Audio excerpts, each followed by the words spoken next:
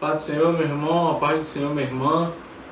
É um momento muito bom quando estamos juntos aqui nessa sexta-feira e podemos falar a respeito da palavra do Senhor, aprender sobre o que a palavra tem para os nossos corações e para as nossas vidas e também dentro dos louvores podermos entoar ao Senhor. Quero neste momento pedir para você que possa estar prestando atenção nesses louvores que estaremos entoando e que mesmo dentro de casa possamos juntos estarmos louvando ao Senhor. Amém? Vamos então passar por esse momento e logo após estaremos passando para a palavra do texto de 1 Coríntios, no capítulo 3, do versículo 1 ao versículo 9. Amém?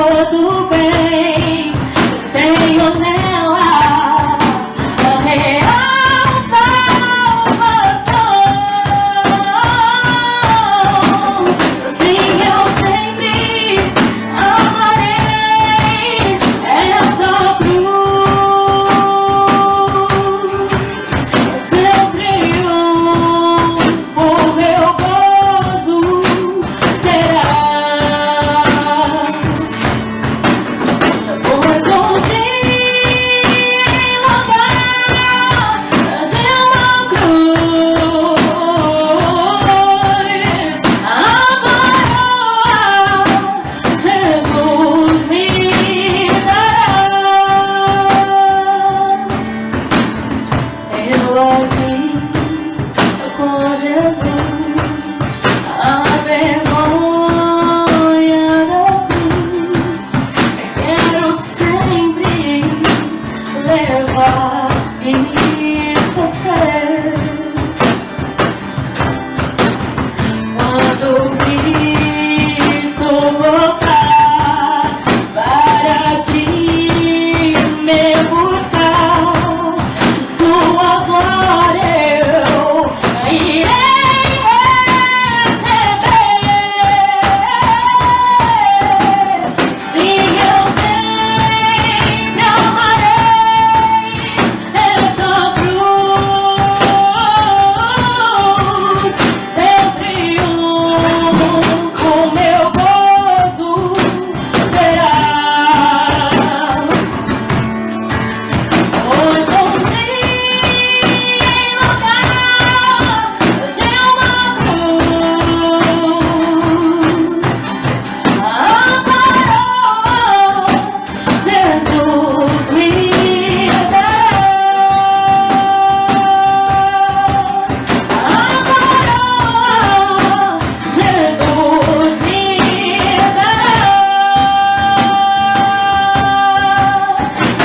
Amparou, Jesus me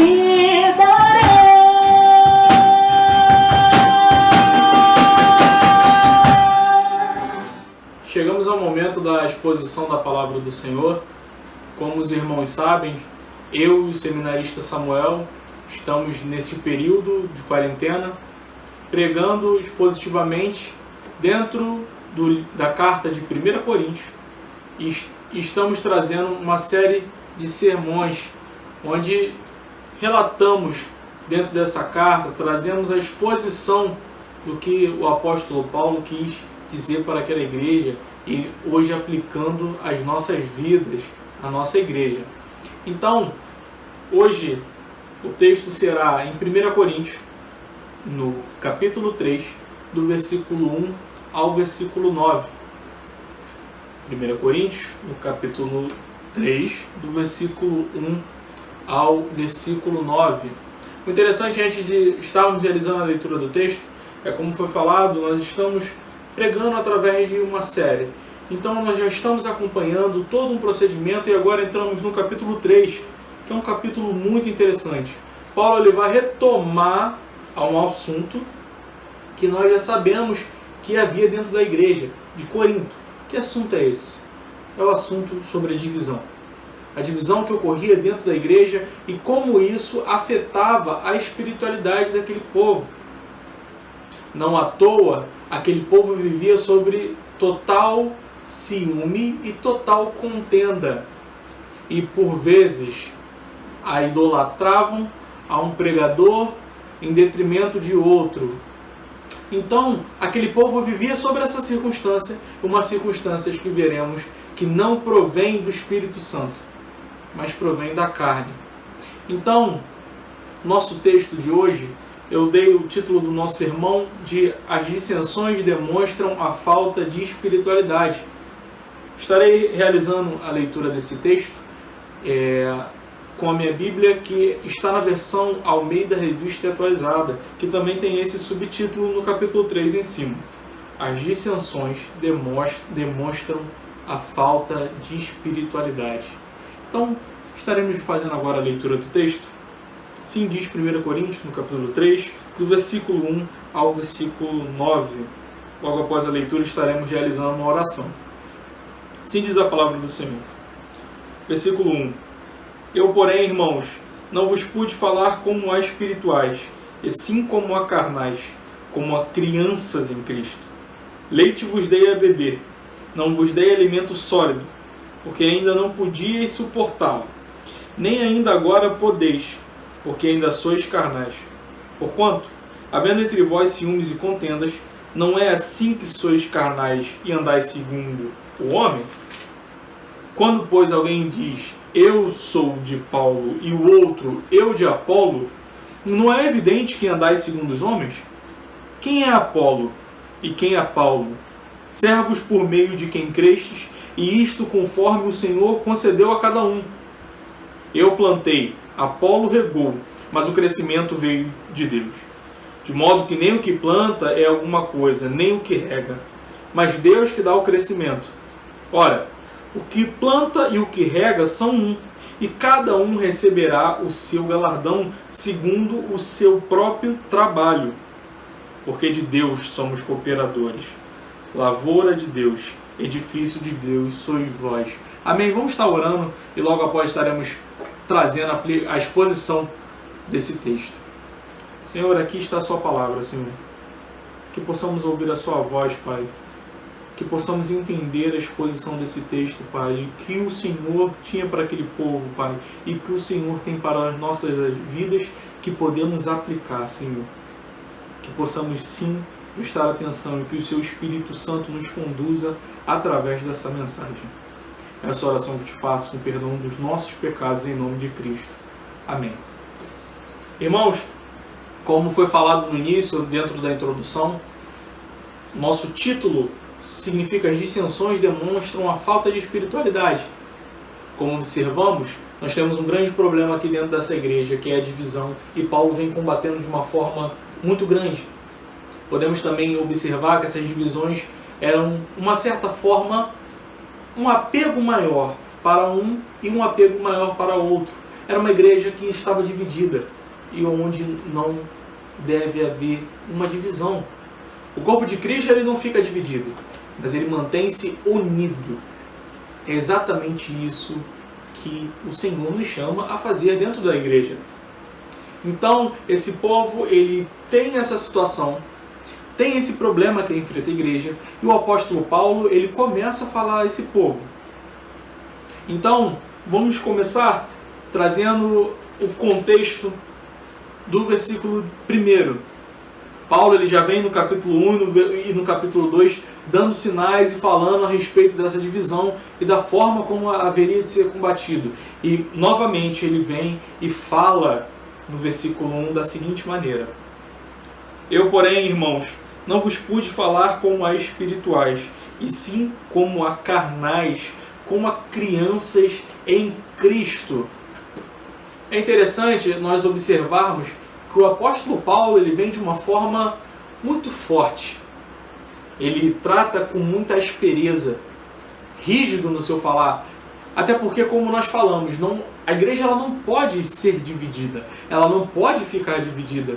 Então ele já começa com esse, porém, irmãos, ainda assim, talvez para tentar amenizar o que ele falaria posteriormente.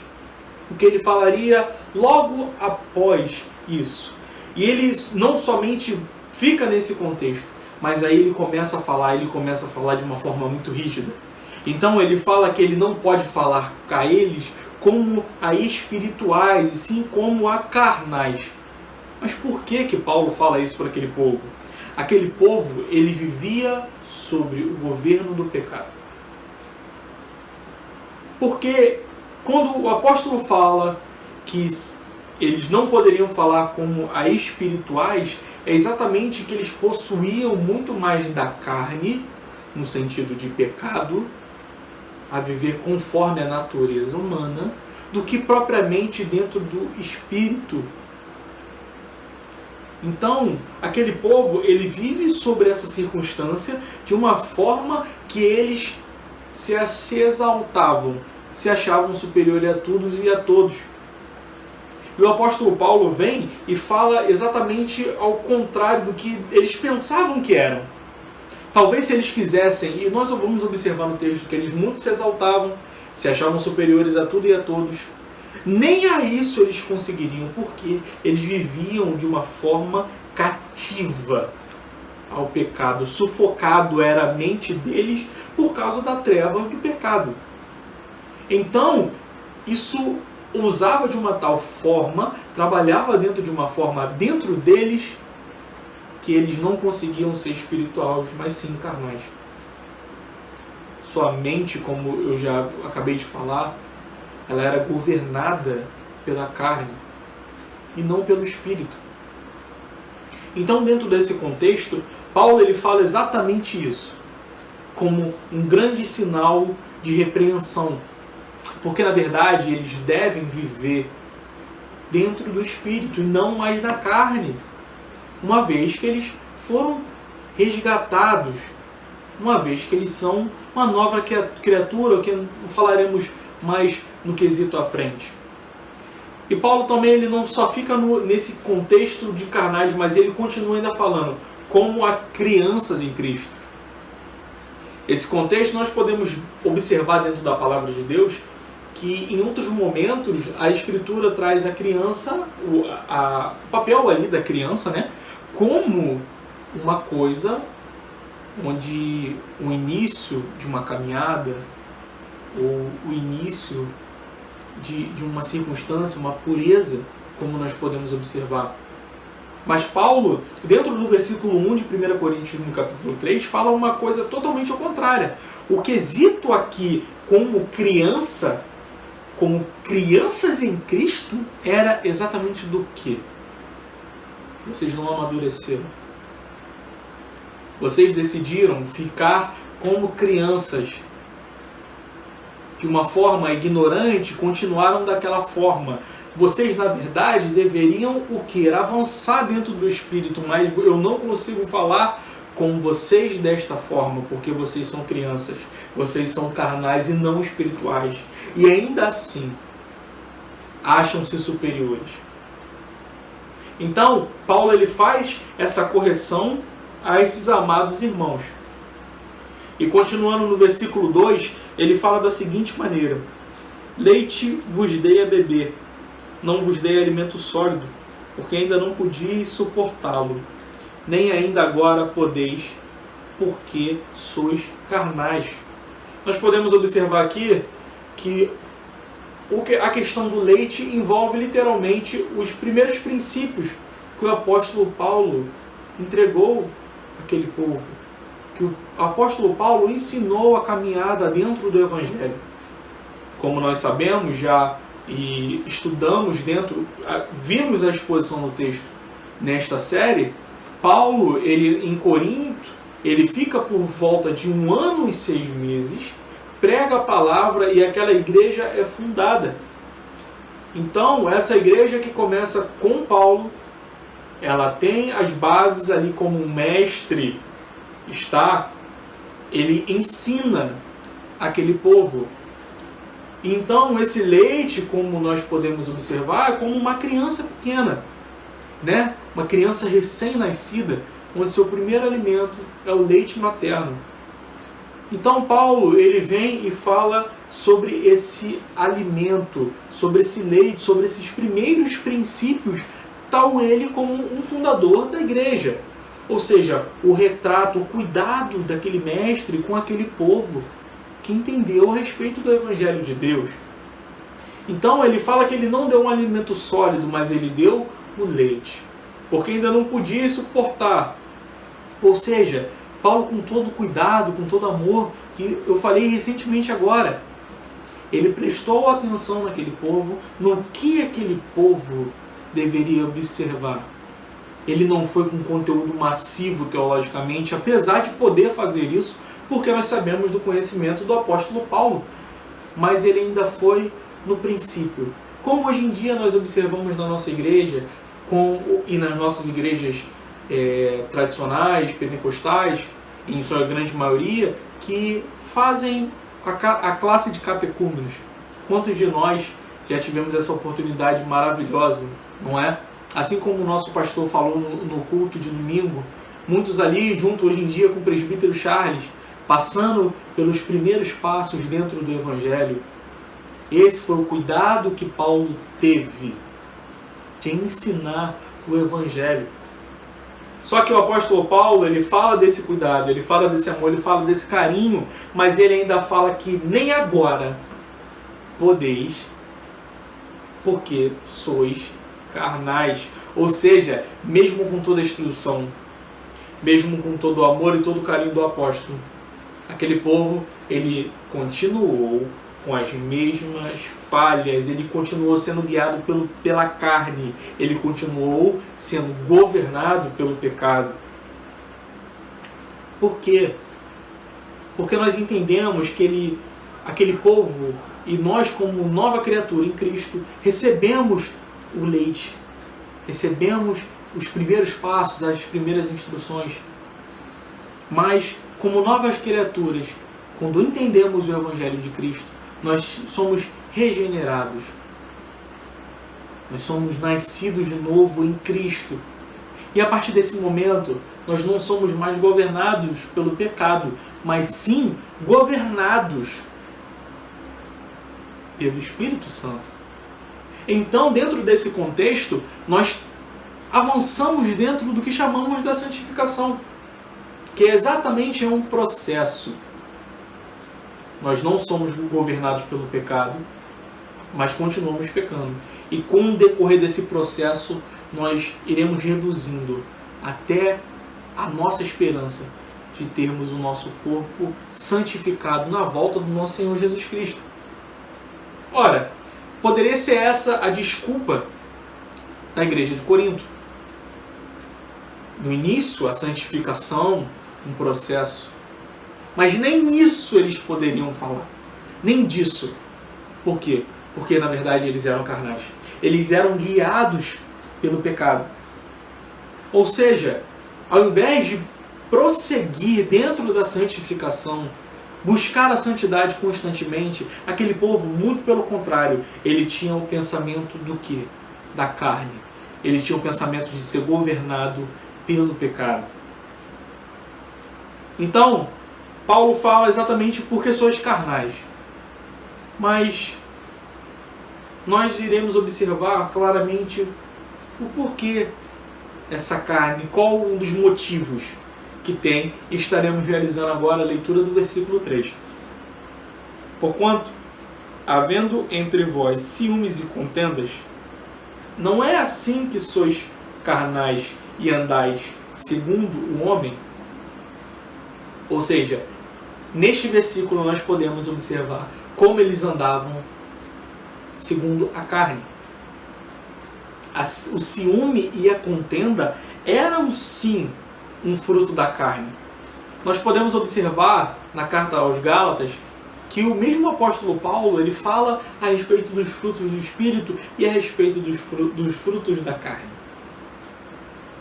Fruto do Espírito e o fruto da carne nós podemos observar sobre a contenda, sobre o ciúme. Nós podemos ver isso claramente. Então, uma coisa que é interessante e que ocorre, não sei se os irmãos perceberam, mas a palavra ciúme vem na frente de contenda. Muito provavelmente, e nós podemos observar hoje no nosso dia a dia, através de outras pessoas e através da sociedade do mundo, como o mundo vive, que por causa de muitos ciúmes, existem sim muitas contendas. Nós podemos observar que isso é um fruto totalmente da carne. E o que é interessante é que quando ele fala que sois carnais e andais segundo o homem, ele faz exatamente essa questão da carne e o homem com uma natureza pecaminosa. É exatamente esse contexto que Paulo traz. Porque andais segundo os homens. Ou seja, o mundo ele vive sobre o pecado. E a não ser a obra redentora de Cristo, ele continuará sobre a ira de Deus. Então, é normal, através da natureza pecaminosa do homem, que o homem viva sobre ciúme, viva sobre contendas. Então, quando o apóstolo fala sobre exatamente andar segundo o homem, ele está falando sobre essa natureza pecaminosa, essa natureza vinda de Adão, e que somente através da obra de Cristo Jesus na cruz, nós somos libertos. E agora somos regidos pelo Espírito Santo. O que também é muito interessante é que nós podemos observar, como falamos dentro mesmo do capítulo de número 2, do versículo 1 ao versículo 4, onde aquele povo, uma cultura grega, uma cultura helenística, como é chamado, eles tinham o quê? Os sofistas, que eram aquele povo com um grande conhecimento e que vivia em prol do seu discurso. De certa forma, eles eram vazios e gostavam de receber o elogio, o ego, e também recebiam financeiramente sobre isso.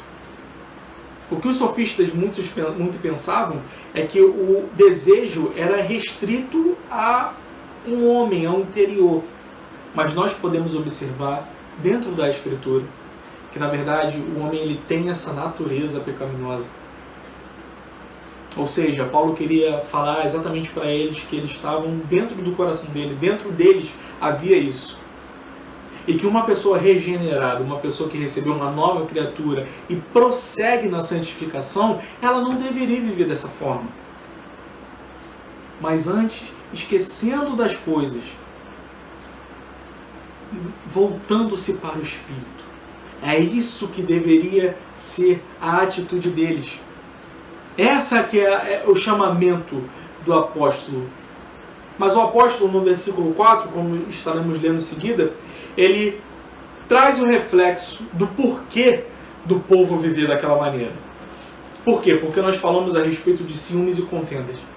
E agora no versículo 4 ele vai retornar num assunto que continha também dentro do capítulo 1. Que fala da seguinte maneira o versículo 4. Quando, pois, alguém diz, eu sou de Paulo, e outro, eu de Apolo, não é evidente que andais segundo os homens? Aí está um dos grandes motivos da carta. O grande embate que Paulo tinha com a igreja de Corinto. A igreja de Corinto havia a divisão. E como nós sabemos, Paulo, um dos fundadores daquela igreja, em Atos, nós podemos também observar Apolo ali, ministrando, continuando dentro do Evangelho. Também no livro de Atos, dos Apóstolos. Então, o que ocorre daquele povo? Aquele povo começa as divisões, como já observamos. Eu sou de Paulo, eu sou de Apolo, eu sou de Cefas, que é Pedro, e alguns eu sou de Cristo. O que na verdade Paulo quer chamar a atenção é que eles deveriam seguir somente a um, somente ao Cristo. Cristo é o único mestre daquele povo. Cristo é o responsável pela salvação daquele povo. Não foi Paulo e não foi Cefas. Tanto que a ponto de Paulo agradecer por não ter batizado a alguns da igreja de Corinto. Ele cita o nome de alguns, como nós observamos no texto, mas ele ainda agradece. Por quê? Para ninguém falar que veio de Paulo, mas porque ele entendia a respeito da obra de Cristo. Ele sabia que foi o Senhor que o chamou e o Senhor que o salvou.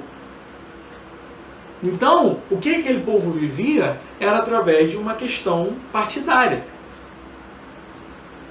E somente homens sem a regeneração, sem se tornar uma nova criatura no Senhor, vivem através dessa forma.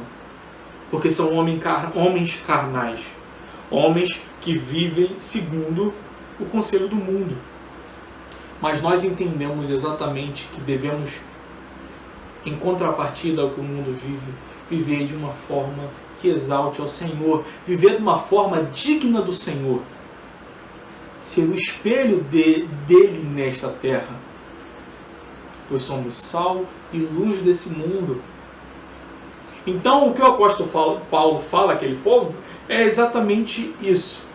Vocês não vivem a paz e a comunhão, pelo contrário, vocês vivem em total desunião e longe do que é um espelho de uma igreja verdadeira, a igreja de Cristo que vive unida, onde como um corpo funciona todos juntos, com todos os membros.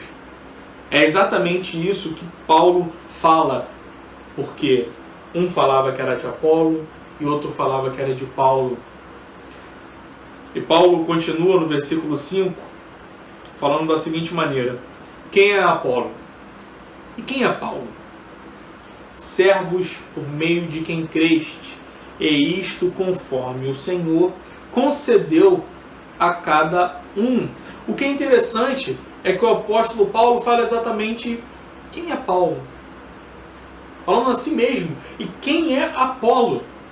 Ou seja, ele coloca todos sem superioridade.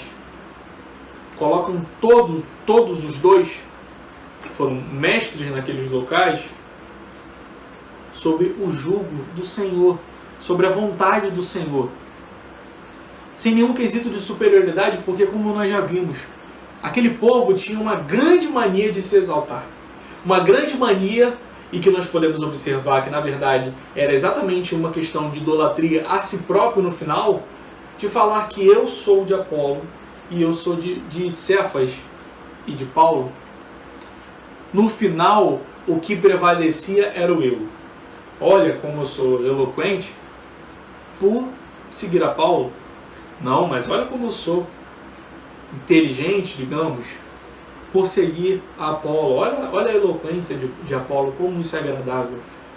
Ou seja, eles demonstravam totalmente a idolatria pessoal, a idolatria do nosso coração. Onde nós temos a capacidade de nos idolatrar, idolatrar aos irmãos, idolatrar a objetos, idolatrar uma série de coisas. E Paulo fala exatamente sobre isso. Que não existe superior. Não existe eu sou mais isso e eu sou mais aquilo. Mas não. Paulo, na verdade, ele ainda bem diz que eles são servos por meio de quem crestes. Ou seja, ele se coloca na posição de servo junto com Apolo. Ele se coloca exatamente como Cristo fala que devemos ser. Não nos exaltar, mas entender que tudo provém do Senhor. E a tudo o Senhor concedeu. Então, Paulo ele fala exatamente sobre a atitude do serviço. Ou seja, eu fui para servir a vocês. Eu continuo servindo dentro do ministério. Dentro do que o Senhor quer para a minha vida, eu continuo perseverando e sendo servo de vocês.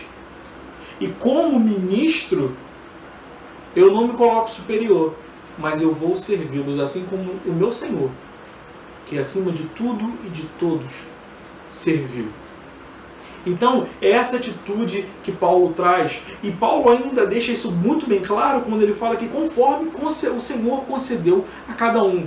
Ou seja, ele fala dessa condição de ministro e, como eu acabei de dizer, é exatamente o contexto de servo.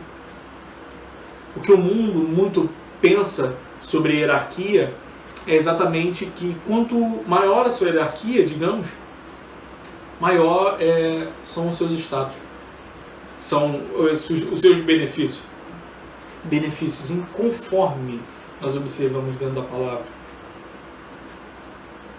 Que mesmo nessa posição, eles deveriam manter o serviço, entendendo que o Senhor os chamou, entendendo que o trabalho dentro do ministério era uma obra do Pai e que o Senhor concedeu a eles. E eles deveriam se servir. Novamente, retratando mais uma vez aquele povo de Corinto, que eles não deveriam se exaltar, mas eles deveriam servir. E Paulo, juntamente também com Apolo, como ministro do Evangelho, demonstra isso bem claramente dentro do chamado que o Senhor o deixou. E dentro desse chamado que o Senhor o designou, o Senhor o colocou ali, nós entenderemos o versículo de número 6, que aponta exatamente para essa questão. Façamos a leitura do versículo 6. Eu plantei, Apolo regou, mas o crescimento veio de Deus. Nós entendemos que o Senhor, no versículo 5 agora, designou a Paulo como ministro do Evangelho. Nós sabemos a respeito da conversão de Saulo, não é? Como lemos em Atos, que se tornou Paulo do perseguidor ao perseguido, e de toda a forma maravilhosa, graciosa do Senhor sobre a vida de Paulo.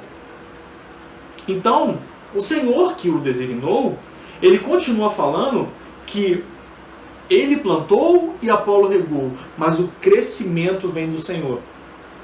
Antes, nós precisamos entender exatamente sobre Paulo, como já dissemos aqui hoje. Paulo, ele fundou a igreja. Ele esteve ali estabelecendo o evangelho, ministrando, né, como nós observamos no versículo 2, dando leite àquele povo, dando os primeiros passos, como nós sabemos, o catecúmenos que hoje nós passamos, não é? E Apolo vem e continua o ministério depois, pregando dentro daquela igreja, continuando a falar a respeito de Cristo. E ele faz essa comparação como uma semente no solo. Um agricultor tem todo um trabalho de manipular aquela área do terreno, aquela terra. Ele tem todo um processo que é duradouro, é um processo longo, é um processo cuidadoso. E nós podemos observar que um agricultor vem isso, logo após vem outro e começa a regar, começa a nutrir, continuar nutrindo para aquela semente nascer e germinar. E vemos frutos, entre outras coisas. Dentro de todo esse processo, nós podemos entender isso tudo e talvez fosse suficiente. Mas se não fosse a provisão do Senhor dentro desse terreno para essa semente crescer, com o sol, com a chuva, com a terra daquela forma, se não houvesse a participação, o crescimento não existiria. Ou seja, é assim como Paulo fala bem claramente sobre isso, o crescimento vem do Senhor. As ferramentas foram usadas ali daquela forma com os agricultores, mas o crescimento é único e exclusivamente do Senhor e só compete a Ele. Então, tudo provém do Pai, tudo provém do nosso Deus. E é exatamente isso que o apóstolo quer falar. Não fui eu e nem Apolo, mas foi o Senhor. A única coisa que eles, como os ministros, foram auxiliadores. Auxiliadores para quê? Para a pregação do Evangelho. Nós podemos observar claramente como a pregação do Evangelho é algo indispensável. A fé vem pela pregação, pela palavra. É exatamente esse contexto que nós observamos em Romanos. A fé vem pelo ouvir a palavra de Deus. Então, o apóstolo Paulo em Romanos escreve dessa forma, como a pregação é necessária para evangelizarmos, para levar o evangelho de Cristo àquele povo. Essa foi a função de Apolo e de Paulo como ministros do evangelho, a pregação. Mas nós entendemos, o crescimento vem de Deus. Paulo também, em Filipenses, no capítulo 2, fala exatamente sobre isso. Tanto o querer quanto o realizar, o efetuar, tudo provém do Pai. E é somente dele, meus irmãos. Então, em mais uma vez, uma atitude de tirar dos ministros algo que provém do Senhor. Se provém do Senhor, por que a necessidade daquele povo de Corinto viver sobre exaltação? Por quê? Continuando, no versículo 7, de modo que nem o que planta é alguma coisa, nem o que rega, mas Deus que dá o crescimento. Como o apóstolo fala, de modo que nem o que planta é alguma coisa, nem o que rega. Nós não somos nada perante ao Senhor. Tudo dependemos do Pai. Tudo dependemos dessa graça dele. Dessa graça maravilhosa do nosso Senhor Jesus Cristo. E o que aquele povo vem e começa a fazer é iniciar um processo de devoção, uma dependência àqueles ministros. Mas Paulo vem e fala, não.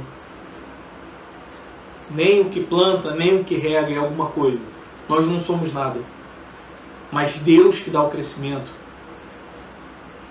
Ou seja, é da parte do Senhor.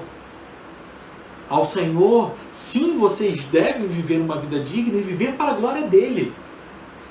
Não viver achando que eu ou Apolo somos alguma coisa e que por meio de nós vocês são alguma coisa. Mas vocês devem se gloriar no Senhor e somente nele. Porque ele é responsável pelo crescimento do povo. Ele é responsável pelo crescimento de tudo. Ele é responsável pela salvação da sua vida e da minha vida. E da vida do povo de Corinto.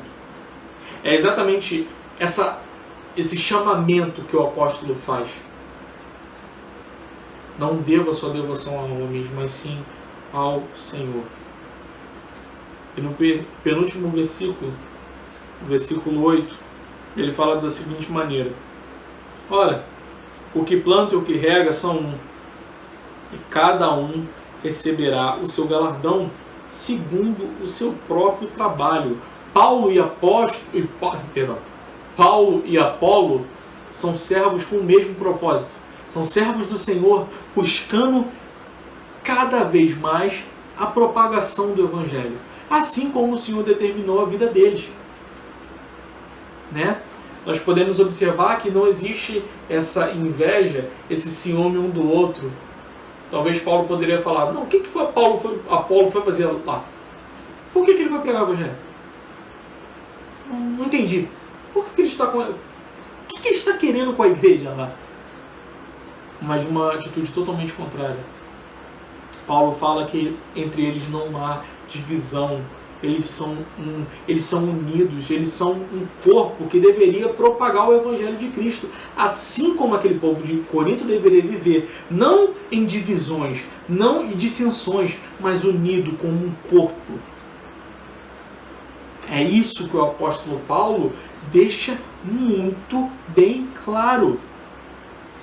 E ele continua ainda falando que cada um receberá o seu galardão segundo o seu próprio trabalho, ou seja, eles deveriam trabalhar para agradar ao seu Senhor, para agradar quem o regimentou, como podemos observar numa das cartas do apóstolo Paulo.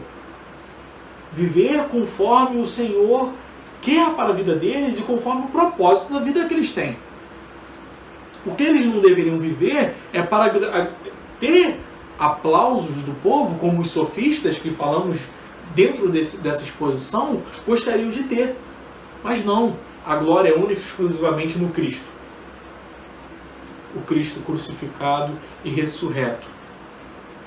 Essa é a glória deles. Seu galardão é encontrar com o Senhor, porque o Senhor os designou para essa obra e juntos eles prosseguem dentro do Evangelho de Deus. E passamos agora para o versículo 9, e logo após o versículo 9 estaremos trazendo a aplicação do texto, e dentro da aplicação do texto nós estaremos orando logo após ao Senhor e estaremos fazendo agora a leitura desse último versículo desse texto tão maravilhoso para as nossas vidas. Assim diz o versículo 9: porque de Deus somos cooperadores, lavoura de Deus, edifício sois vós. Eles estavam na luta com o Senhor, eles estavam na luta para propagar o Evangelho. Esse era o objetivo deles. Eles eram cooperadores com a obra de Cristo. É para isso que eles foram chamados. Essa era a alegria, essa era a motivação que Paulo tudo sofria. Como nós podemos observar na carta aos Filipenses, o quanto que o apóstolo sofre. Mas ele continua perseverando dentro do Evangelho, porque ele sabia que era cooperador do Evangelho. Ele sabia quem o havia chamado, então ele continuava a obra. Ele continuava a trabalhar, e ele fala exclusivamente quando Apolo e conta ele, porque nós somos cooperadores do Evangelho. Aqui não existe dissensões, mas na verdade nós estamos unidos. E é assim que como igreja nós devemos viver. não viver com base em dissensões ou confusões, mas viver como cooperadores do Evangelho para essa obra maravilhosa e graciosa que o Senhor nos chamou. E ele continua falando que lavoura de Deus, edifício de Deus, sois vós. Ou seja, eles eram lavoura. Eles eram lavoura e edifício.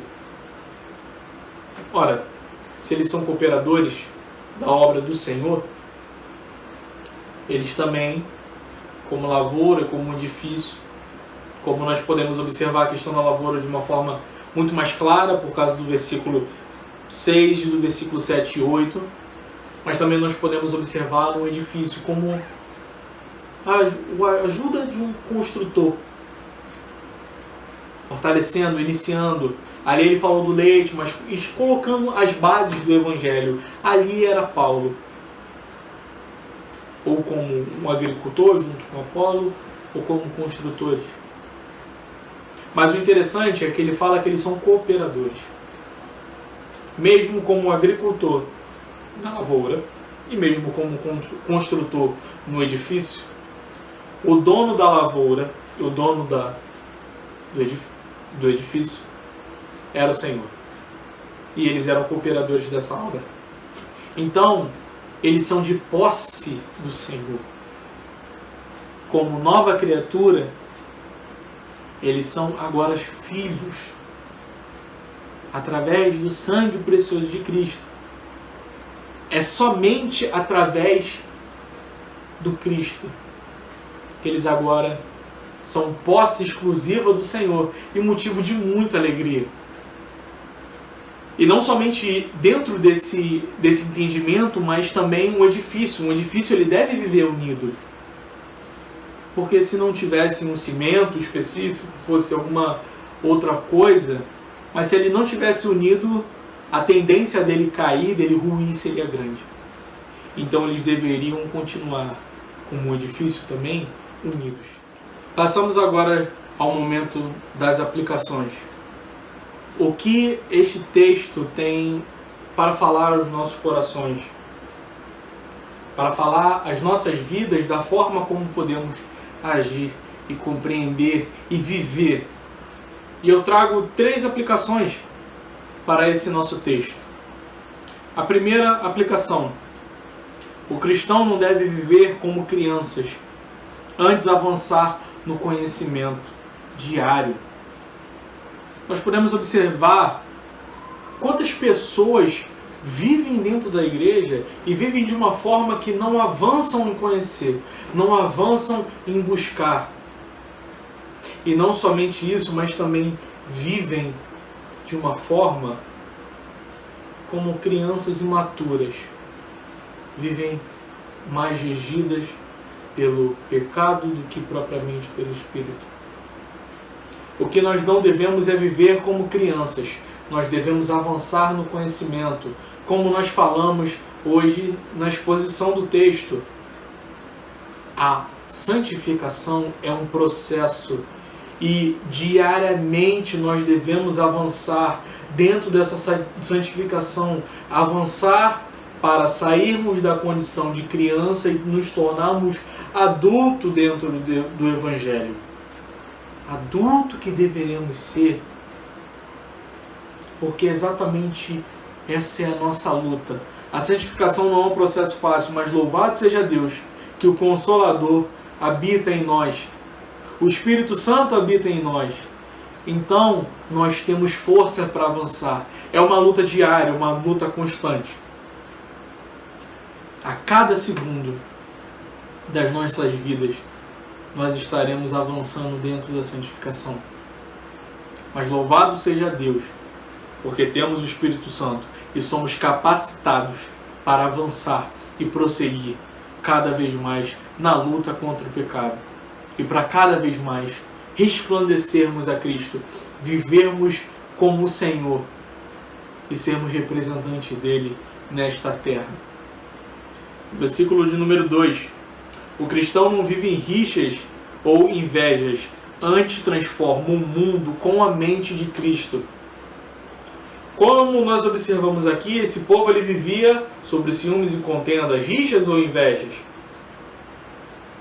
O que nós, como cristãos, não devemos viver é dessa maneira.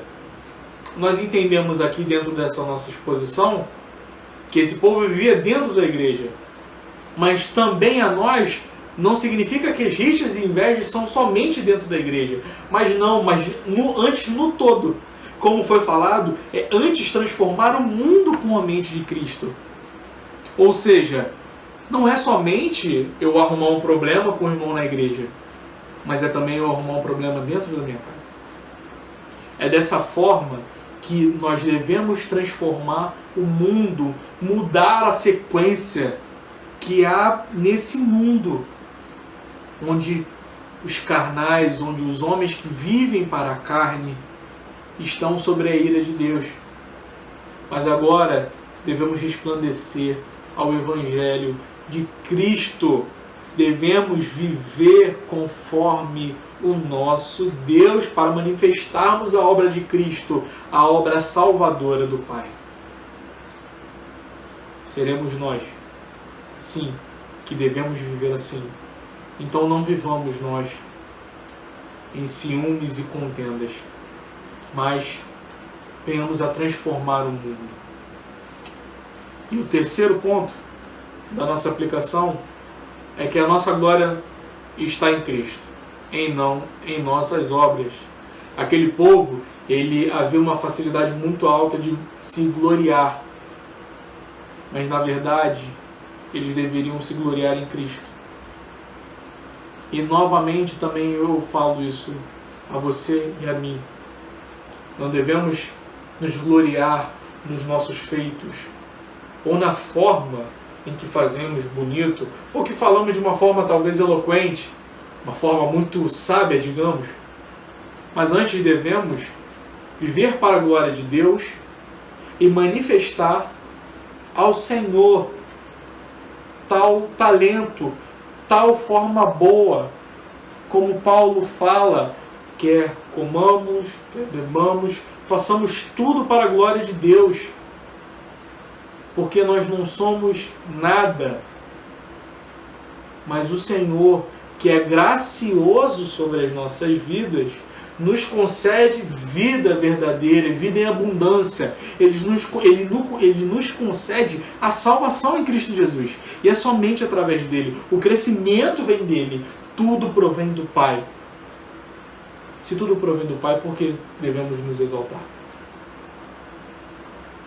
Que na verdade venhamos a exaltar a Cristo e a esse crucificado e esse ressurreto e a esse Jesus que é a nossa esperança, que é o nosso auxílio, que é o nosso Salvador, e é tudo o que nós temos, porque nós não temos nada. E se não fosse a graça dele sobre as nossas vidas, se não fosse aquela cruz morrendo em nosso lugar, em nosso favor, sendo nosso advogado, se não fosse Cristo, não seríamos nada e estaríamos continuamente sobre a ira do Pai. Mas louvado seja o Senhor, porque Ele nos resgatou. Amém? Vamos estar orando para encerrarmos o sermão dessa noite e crendo que, se possível, juntos estaremos no domingo para adorarmos e louvarmos ao Senhor unidos em uma só voz. Amém? Vamos estar orando nesse momento e encerrar o nosso trabalho deste dia. Oremos.